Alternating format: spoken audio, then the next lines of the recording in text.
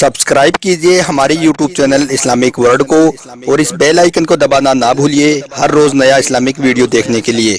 शुक्रिया। आज के इस वीडियो में हम बात करने वाले हैं रसिया के बारे में, यानी कि रूस के बारे में, और रूस में हुए अल्लाह के एक ऐसे करिश्मे के बारे में जिसके बारे में सुनकर यकीनन आप लोगों का दिल खुश हो जाएगा और आपका ईमान ताज़ा हो जाएगा।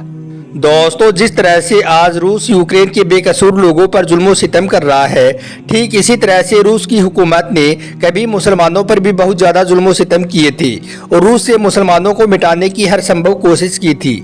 मगर फिर अल्लाह की कुदरत का ऐसा क्या करिश्मा हुआ कि रूस की हुकूमत ने मुसलमानों पर जितने ज़्यादा जुल्म सितम किए उतने ही ज़्यादा रूस में मुसलमानों की तादाद बढ़ती गई। इसके बारे में जानकर आप लोग हैरान हो जाओगे, इसलिए आज का यह वीडियो आप सभी के लिए बहुत खास है। आप इसको आखिर तक जरूर देखें और मेहरबानी करके शेयर भी कर दें ताकि और भी लोगों के पास में यह वीडियो पहुंच जाए। तो चलिए दोस्तों शुरू करते हैं। दोस्तों, बात है 1971 की। 1971 के आसपास में ऐसा लग रहा था कि पूरी दुनिया पर रूस की हुकूमत होगी, पूरा विश्व रूस के अधीन हो जाएगा। उस दौर में रूस में मुसलमानों पर जुल्म सितम की दर्दनाक दास्तान लिखी जा रही थी। कुरान और मस्जिद को लगातार तहस नहस किया जा रहा था। खुदा का नाम लेना भी जुर्म ठहरा दिया गया था। मदरसे बंद कर दिए गए थे। पहले से बनी हुई मस्जिदों को या तो तबाह कर दिया गया या फिर उनको डांस हॉल या दफ्तर की शक्ल दे दी गई थी।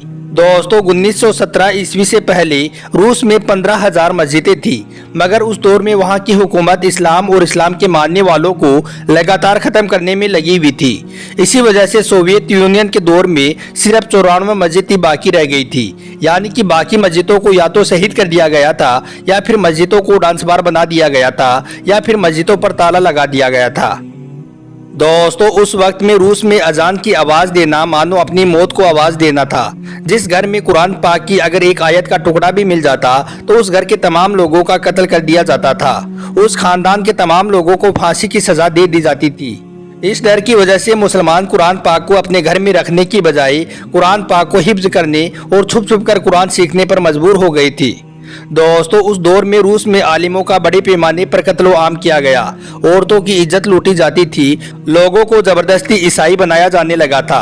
असल मुस्लिम पहचान खत्म करने और आबादी का परसेंटेज तब्दील करने के लिए उनकी जगह रशियन लोगों को दूसरे इलाकों से लाकर आबाद किया जाने लगा। हर मुस्लिम को मुस्लिम होते हुए भी जान बचाने के लिए अपनी पहचान छुपानी पड़ती थी। तो दोस्तों, अब आप सोच रहे होंगे कि इतने जुल्म सितम के बाद तो रूस से इस्लाम और इस्लाम के मानने वाले लोग खत्म हो गए होंगे। तो हम आपको बता दें कि इतना जुल्म सहने के बाद शायद ही दुनिया में दूसरी कोई कौम होगी जो दोबारा खड़ी हो सके। लेकिन कहा जाता है कि इस्लाम वो पौधा है जिसको जितना काटोगे वो उतना ही ज़्यादा फलता फूलता जाएगा, वो उतना ही ज़्यादा हरा भरा होगा। और आज इसी बात की गवाह बन रही हैं रूस की बड़ी बड़ी खूबसूरत मस्जिदें। आज रूस में मस्जिदों की खूबसूरती बताती है कि रूस ने भी ये मान लिया है कि इस्लाम को ख़त्म करके नहीं बल्कि इस्लाम को गले लगाकर ही तरक्की की तरफ बढ़ा जा सकता है।